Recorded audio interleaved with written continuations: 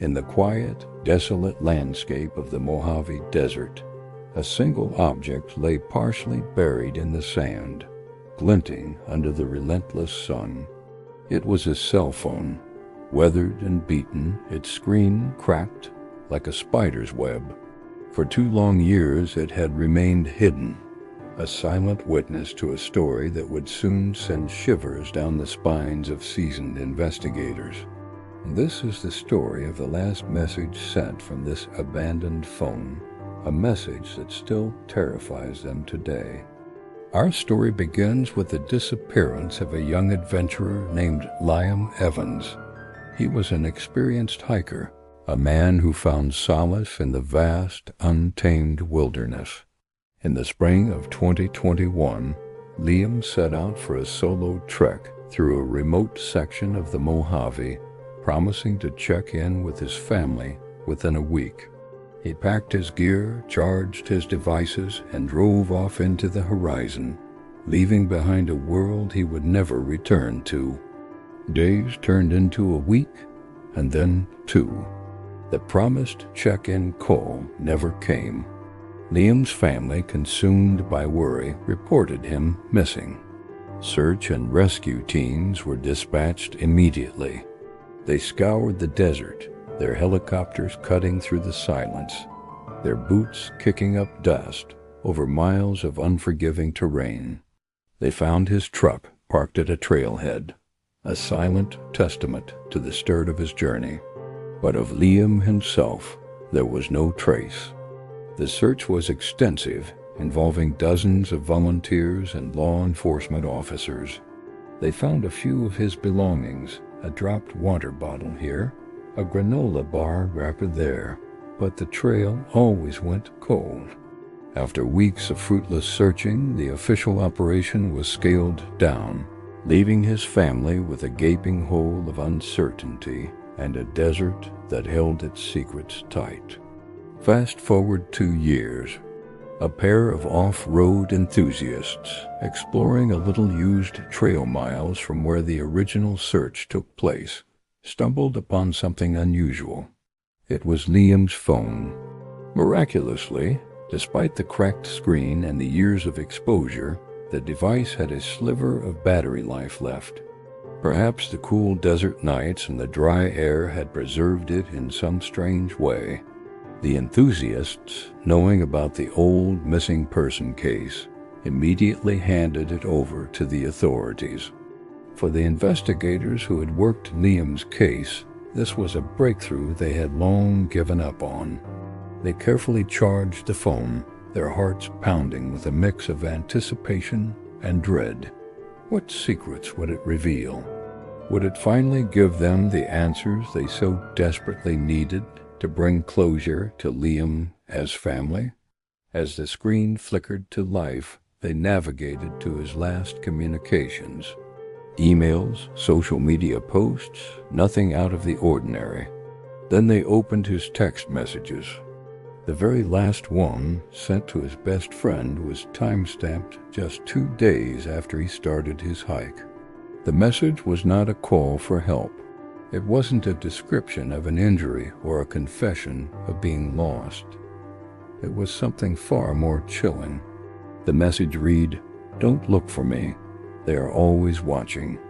You can't see them, but they see everything. I'm going with them now. It's beautiful here." A wave of confusion and fear washed over the investigators. Who were they? What did he mean? It's beautiful here. The message was sent from a location deep within the desert, an area so remote and inhospitable that the idea of it being beautiful seemed like a cruel joke.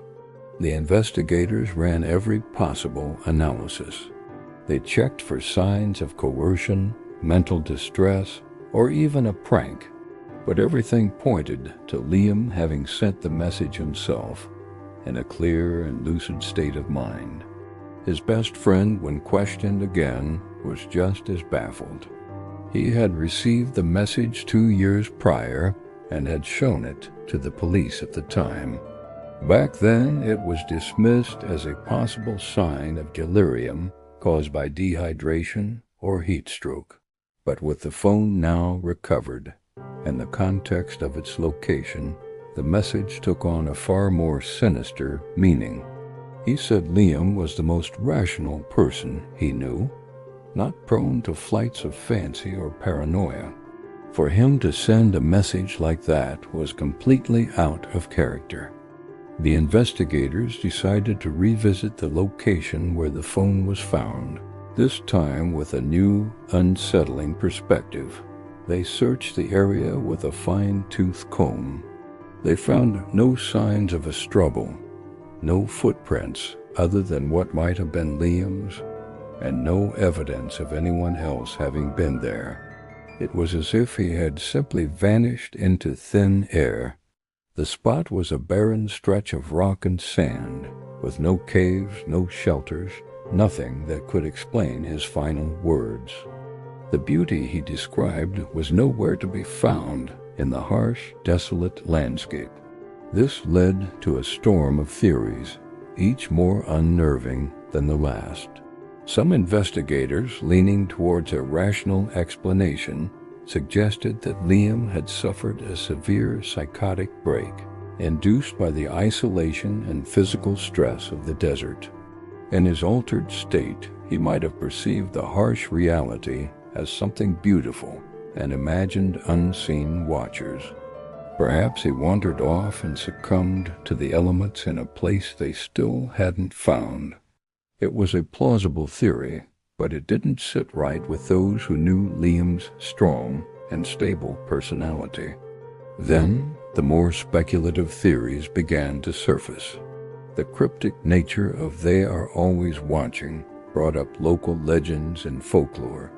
Stories whispered by locals about strange lights in the desert sky, of mysterious disappearances dating back decades, and of beings that inhabit the vast empty spaces of the Mojave. Could Liam have stumbled upon something he wasn't supposed to see? Something ancient and hidden? The idea seemed straight out of a science fiction movie. Yet in the face of zero evidence, even the most skeptical minds began to wonder. The message didn't sound like someone in distress. It sounded like someone who had accepted or even welcomed their fate. The phrase "I'm going with them now" implies a departure, a transition, not an end. The case was officially reopened, but the new investigation yielded no more clues than the first. The phone's data logs showed it had been in that one spot for 2 years, its battery slowly draining until it finally died. The digital footprint ended where the physical trail did, in the middle of nowhere. The message remains the final, enigmatic piece of a puzzle with no solution. It offers no closure, only a deeper, more profound mystery. It's a digital ghost, a final whisper from the wilderness that asks more questions than it answers. For the investigators, the message is a constant, haunting reminder of the case they can't close. They've seen a lot in their careers, but the calm, almost serene tone of Liam's final text, contrasted with the terrifying implications, is what truly unnerves them. It wasn't a cry for help, it was a goodbye. A goodbye from a place beyond their understanding. Was it a delusion? A cryptic suicide note? Or was it a literal description of an encounter with the unknown? To this day, Liam Evans is still listed as a missing person. His phone sits in an evidence locker, a modern relic holding a message that defies explanation. The desert keeps its secrets, and the last words of Liam Evans echo in the minds of those who read them. Do not look for me. They are always watching. It's beautiful here. It serves as a chilling reminder that sometimes the most terrifying thing is not knowing. It's the unanswered question, the final message from the void that leaves us to wonder what truly lies beyond the edge of our mapped-out world. Thank you for watching, and if you found this story as unsettling as we did, Be sure to subscribe for more unexplained mysteries. Stay safe out there.